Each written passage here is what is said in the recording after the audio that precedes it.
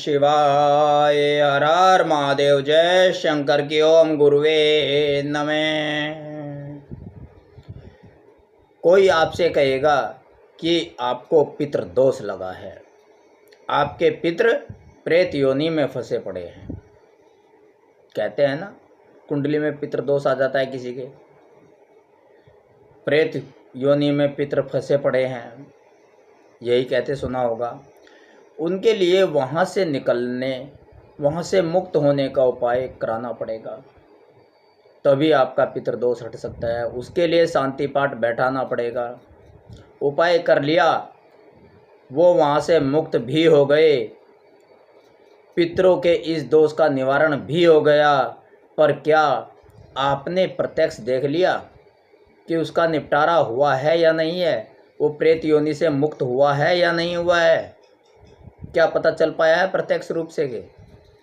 क्या अनुभव हो पाया है कि वहाँ से मुक्त हुए भी हैं या नहीं वे हमारे पितृ? जो कुंडली देखने वाले विद्वान पंडित जन हैं, मेरा उनसे प्रसन्न है।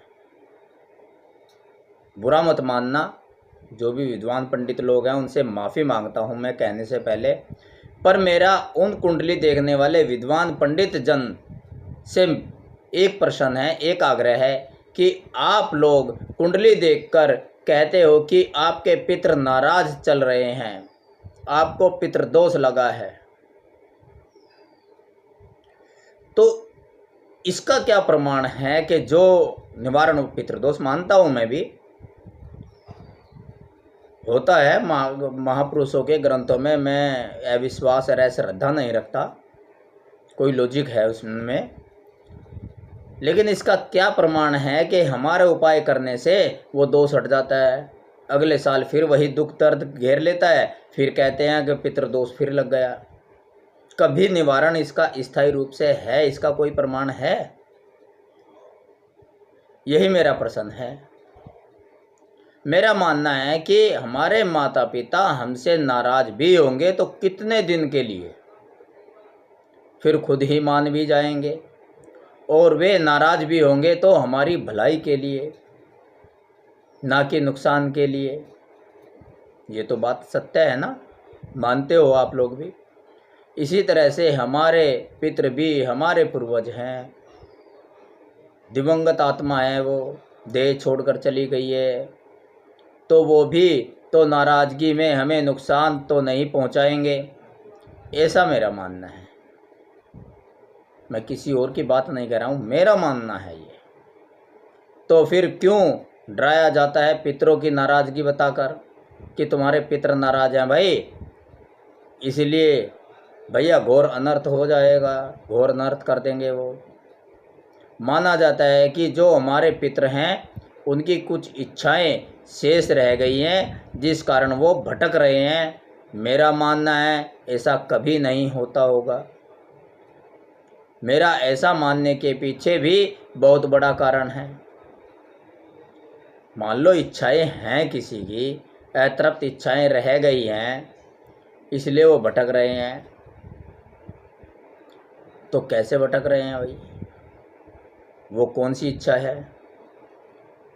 अब देखो, यह कहा जाता है कि आपके जो पितर हैं उनकी कुछ इच्छाएं रह गई हैं, जिन्हें आपको पूरा करना है। भाई किसी आदमी की कोई इच्छा है, वो हमसे कहता है कि हमारी ये इच्छा है पूरी कर दो, तो लगता भी है कि हम इच्छा पूरी कर देंगे। लेकिन जिन्हें आपको पूरा करना है, अब मेरा पहला प्रश्न तो यही है कि उनकी कौन सी इच्छा शेष रह गई है जिन्हें हमें पूरा करना है? हमारे पितरों की कौन सी इच्छा ऐसी रह गई जिस कारण वे अतृप्त हैं? ये हमें मालूम भी नहीं है कि वो इच्छा कौन सी है, और जब हमें मालूम नहीं है तो किसकी पूर्ति करें, उनकी इच्छा कैसे पूरी करें? बहुत सारे विद्वान पंडित जन बताते हैं कि वो अपने आप पूरी हो जाएगी, बस आप उनके लिए पूजा पाठ अनुष्ठान कीजिए, वो अपने आप ही पूरी हो जाएगी। भैया किसी की कोई इच्छा है, किसी की मिठाई की इच्छा है तो हलवाई के पास जाना पड़ेगा, किसी की दवाई की इच्छा है तो हॉस्पिटल में डॉक्टर के पास जाना पड़ेगा। तो सारी इच्छाएं एक ही जगह से एक ही अनुष्ठान से कैसे पूरी हो सकती हैं? ये मेरा अपना सोच है, मेरे अपना मानना है। तो वो पितृदोष आपका समाप्त हो जाएगा जब आप उनकी इच्छा पूरी कर दोगे और एक ही अनुष्ठान और एक ही पूजा पाठ से उसका निवारण हो जाएगा। लेकिन अगले साल फिर वही पितृदोष खड़ा हो जाता है। तो बार बार यह कहा जाना कि आपके पितृ आपसे रूठ गए हैं, कहाँ तक सत्य है? जब एक बार उपाय कर लिया हमने, उनकी अतृप्त इच्छाएं पूरी हो गई, वो पितृलोक से फंसने के बाद अपना अगला मार्ग तय कर लिया उन्होंने, पितृलोक से निकल गए, निवारण हो गया, तो फिर दोबारा क्यों खड़ी हो गई ये समस्या भाई? अब कौन सी इच्छा रह गई जब हमने इच्छा अनुष्ठान करके इच्छा पूरी कर दी उनकी? तो यह गले उतरती नहीं बात। वास्तव में इस विषय के लिए, इसे जानने समझने के लिए हमें बहुत पीछे जाकर समझने की जरूरत है। यह परंपरा रामायण के काल से यानी त्रेता युग से चली आ रही है।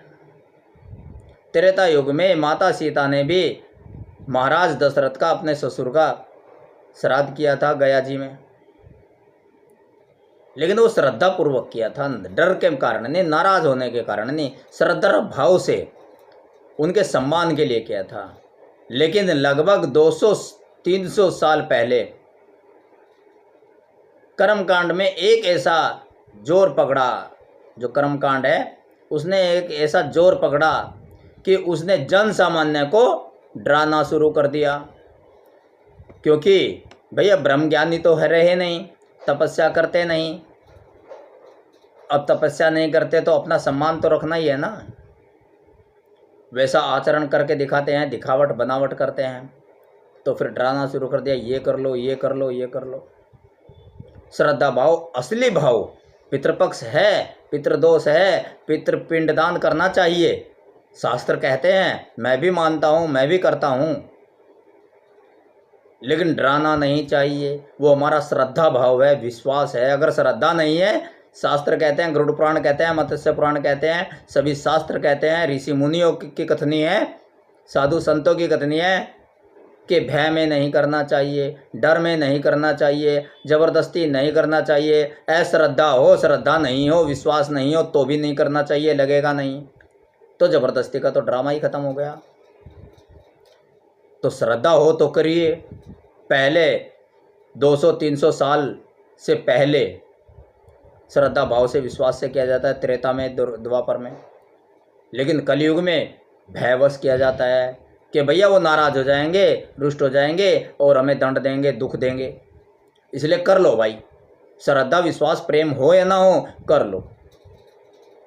अपने पितरों का भी नहीं पता कौन से हैं, कौन सी तिथि है, लेकिन कर लो। तो ये चल पड़ा है, जोर पकड़ लिया है कि उसने जन सामान्य को डराना शुरू कर दिया है। इस डराने के पीछे का तर्क भी रामचरितमानस से उपजा है। रामचरितमानस में एक जगह लिखा है, भय बिना प्रीत नहीं होए रामा। जब समुद्र के ऊपर तीर तान लिया था, उस टाइम का वृतांत है रामचरितमानस में, भय बिना प्रीत नहीं होए रामा। तो बस वो सूत्र कुछ पंडित जनों ने पकड़ लिया, कुछ ज्ञानियों ने पकड़ लिया कि भय बिना प्रीत नहीं होती, भय दिखा दो, प्रीत जाग जाएगी, अनुष्ठान जिंदा रहेगा, कर्मकांड जिंदा रहेगा। इसी सिद्धांत पर कर्मकांड चल पड़ा कलयुग में। और कभी भगवान की नाराजगी के नाम पर, तो कभी दुष्ट ग्रहों के बुरे प्रभाव बताकर, और कभी पितरों की नाराजगी के नाम पर डराया जाने लगा, जिसे भयवश कर्मकांड के प्रति आम लोगों की धारणा बनी रहे, आम लोगों के अंदर कर्मकांड जिंदा रहे। नहीं तो कलयुग में कौन कर्मकांड को पूछेगा भाई, कोई नहीं पूछेगा किसी को भी। इसलिए उन्होंने भय दिखाना शुरू कर दिया कलयुग में। मनुष्य है, जीवन में सुख दुख उतार चढ़ाव आते ही रहते हैं उसके कर्मों के अनुसार। अब दुख सुख को जोड़ दिया गया पितृदोष के साथ। मेरा मानना है कि हमारे पूर्वज सदा हमें आशीर्वाद ही देते हैं, वे हमसे रुष्ट होकर भी हमारा अहित नहीं करेंगे। हमारे अपने ही कर्मों के कारण हमारे जीवन में सुख दुख आते जाते हैं। इसको चाहे पितृदोष कह लीजिए, चाहे देव दोष कह लीजिए, चाहे ऋषि ऋण कह लीजिए, चाहे अतिथि ऋण कह लीजिए, चाहे पितृ ऋण कह लीजिए। हमारे कर्मों के कारण सब कुछ होता है। जो दोष आता है, जो जीवन में दोष आ गया यानी कि सुख दुख आ गया, वो हमारे कर्मों के कारण है। तो कर्म दोष कह लीजिए या पितृदोष कह लीजिए, बात एक ही है। मैं नकारता नहीं पितृदोष से भी, लेकिन डराना नहीं है, किसी को नाराज़गी नहीं दिखानी है। भैया तुम्हारे कर्मों के कारण पितृदोष आ गया, इसका निवारण कर लो, यानी कि कर्मों को बदल लो। यही तो किया जाता है। पितृपक्ष में दान पुण्य हवन यज्ञ किया जाता है, सत्कर्म किया जाता है, किसी का दिल नहीं दुखाया जाए, यही तो कहा जाता है। तो सत्कर्म करने के लिए तो कहा जाता है। तो इसका सीधा सा तात्पर्य है, जो बुरे कर्म कर रहे हैं उसके कारण पितृदोष आया है, जो सत्कर्म करोगे उसके कारण पितृदोष हट जाएगा। तो मना कहाँ कर रहा हूँ पितृदोष से मैं, लेकिन डराने का विरोध कर रहा हूँ। डराइए मत। मैं ये नहीं कहता पितृपूजा गलत है, पितृपक्ष भी मानना चाहिए और नियम पूर्वक पितरों की पूजा भी करनी चाहिए। और कर्मकांड तो हमारे महापुरुषों और ऋषियों की धरोहर है, उसे तो करना ही चाहिए। पितृपक्ष मेरा पूरा परिवार मानता है, मैं भी मानता हूँ, तो इसलिए मैं विरोध तो कर ही नहीं सकता जब जिस काम को मैं भी करता हूँ। लेकिन यह भी शास्त्र सम्मत है कि डर के कारण या किसी दबाव में की गई पूजा आराधना का फल निष्फल हो जाता है। भयवश न मानकर, भयवश पितृपक्ष या पूजा अनुष्ठान न मनाकर इसे प्रेम विश्वास श्रद्धा के साथ मनाया जाना चाहिए, मेरा ये कहना है। मेरा तो डर से विरोध है कि डर में नहीं करना चाहिए, किसी स्वार्थ में नहीं करना चाहिए, बस श्रद्धा भाव और विश्वास के साथ करना चाहिए। सम्मान प्रकट अपने पितरों के प्रति आपके दिल में जितना सम्मान है वो सम्मान प्रकट करने के लिए करना चाहिए, न कि उनसे डर कर। यह हमारी मान्यता है। पितृपक्ष आदि द्वापर से त्रेता से चला आ रहा है, युगों युगों से चला आ रहा है। तो यह हमारी मान्यता है, सनातन धर्म की हमारी परंपरा है। हम इसे मन से स्वीकार करते हैं, डर से नहीं, मन से स्वीकार करते हैं, दिल से स्वीकार करते हैं, श्रद्धा भाव से विश्वास से स्वीकार करते हैं। लेकिन वह भी श्रद्धा और प्रेम पूर्वक स्वीकार करते हैं, भयपूर्वक नहीं। भयपूर्वक नहीं स्वीकार करना चाहिए, वरना करना ही नहीं चाहिए। जितने भी पूर्वज हमारे गए, आज हम जो भी हैं उन्हीं की देन है, उनकी कृपा है, उनका उपकार है, उनका योगदान है, तभी तो आज हम यहाँ आए हैं। ये भाव मन में रखना चाहिए। उनके प्रति एहसानमंद होना चाहिए, उनके ऋणी होने चाहिए कि भैया जो भी आज हमारा जीवन है उनके कारण है, उनके कारण ही हम सृष्टि में आए हैं। उनके प्रति अपनी कृतज्ञता प्रकट करने के लिए पितृपक्ष मनाया जाना चाहिए, न कि भयवश। अब आप एक बात मान लीजिए, मैं एक उदाहरण देता हूँ। आपके सिर पर तलवार रख रखी है किसी ने ज़बरदस्ती कि खाना खा नहीं तो गर्दन काट दूंगा। ज़बरदस्ती खाने के लिए कहा जा रहा है, तो आप भोजन कीजिए ज़बरदस्ती कि नहीं तो गर्दन काट दूंगा, तुम्हें भोजन करना ही पड़ेगा। क्या आपको उस भोजन में आनंद आएगा? नहीं आएगा ना। और यदि आपको स्वतंत्रता पूर्वक प्रेम के साथ रूखा सूखा खाने को दे दिया जाए, भाव से दे दिया जाए कि प्रभु खाइए, स्वतंत्रता पूर्वक खाइए, जितना खाना है खाइए, कोई डरने की ज़रूरत नहीं है, मैं सम्मान के साथ खिला रहा हूँ, मेरे पास यही है, तो आपको बहुत आनंद आएगा। मैं जानता हूँ उसमें बहुत आनंद आएगा। तो ज़बरदस्ती के काम में तो कभी आनंद ही नहीं आता। प्रेम पूर्वक और श्रद्धापूर्वक आनंद आता है, स्वतंत्रता पूर्वक आनंद आता है। तो फिर पितृपक्ष या भगवान की पूजा अनुष्ठान में जबरदस्ती डराकर, जबरदस्ती की तलवार गर्दन पर रखकर कैसे आनंद आ जाएगा, कैसे चेतना जाग जाएगी? वो उस चेतना तक तो जागृत होगा ही नहीं भक्त, जिस चेतना की उस कर्म को करने की आवश्यकता है। चेतना तो पूर्णतः मुक्त होकर जागृत होती है, पराधीन होकर नहीं, यानी कि बंधन में पड़कर नहीं। तो इसलिए वो उस चेतना तक तो जागृत होएगा ही नहीं कि जो पितृलोक में फंसे हुए हैं उनकी मुक्ति करा दे। तो ज़बरदस्ती नहीं करनी है। मेरा ज़बरदस्ती से विरोध है, डर से विरोध है। श्रद्धा ना हो तो मत कीजिए। हम अपनी ऊर्जा इन बातों में खर्च करने में लग जाएं कि क्या ठीक है क्या गलत है, तो हमारा तो विकास ही रुक जाएगा। तो इसलिए पितृपक्ष ठीक है या नहीं है, आपको मानना है तो मानिए, नहीं मानना है तो नहीं मानना है। बस इतना जान लो कि सहज बने रहो, ना कोई दिखावा ना कोई बनावट। यानी किसी अवधारणा या परंपरा को आप नहीं मानना चाहते तो कोई ज़बरदस्ती नहीं, मत मानिए। और उस बारे में कोई तर्क वितर्क भी ना दीजिए। अपनी एनर्जी को वेस्ट करते, तुम्हें नहीं मानना तो ना मानिए। और अगर सोचते हो कि सदियों से यह परंपरा चली आ रही है, इसको माननी चाहिए, इसको मानने में क्या जाता है, एक उत्सव हो जाएगा तो स्वतंत्र होकर मानिए, किसी डर में नहीं। मुख्य उद्देश्य है हमें अपना उत्थान करना है।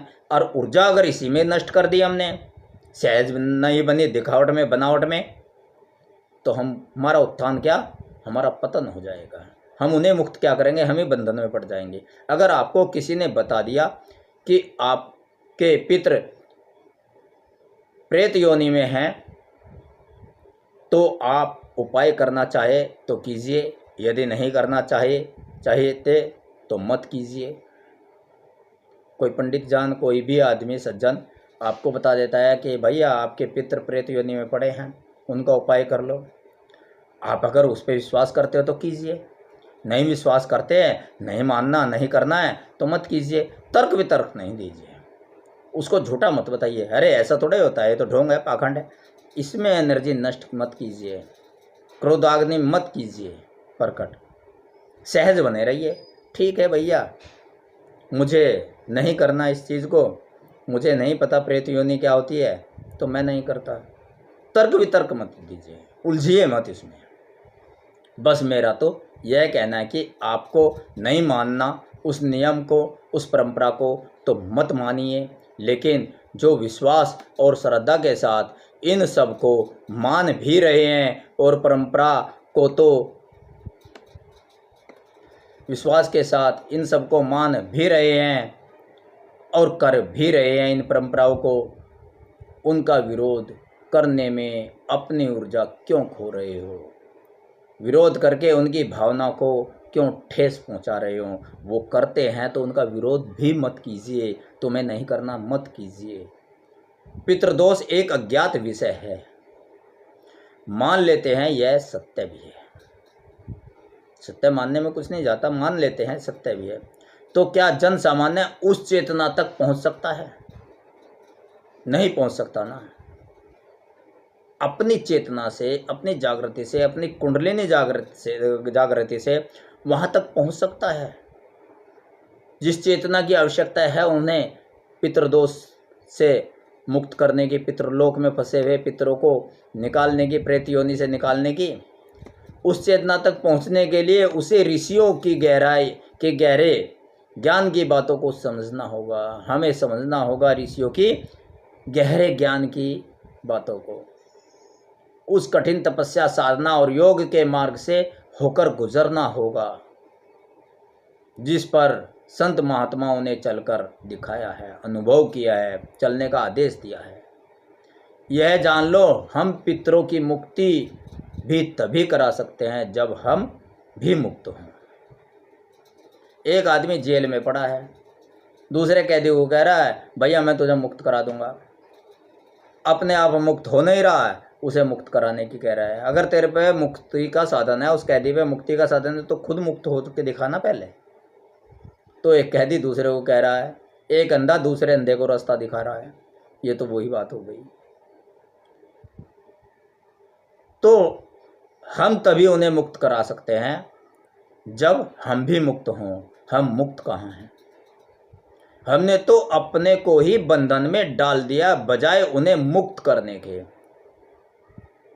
कर्मकांड के बंधनों में, डर के बंधनों में, भय के बंधनों में, दुख के बंधनों में, अपने कर्मों के बंधनों में।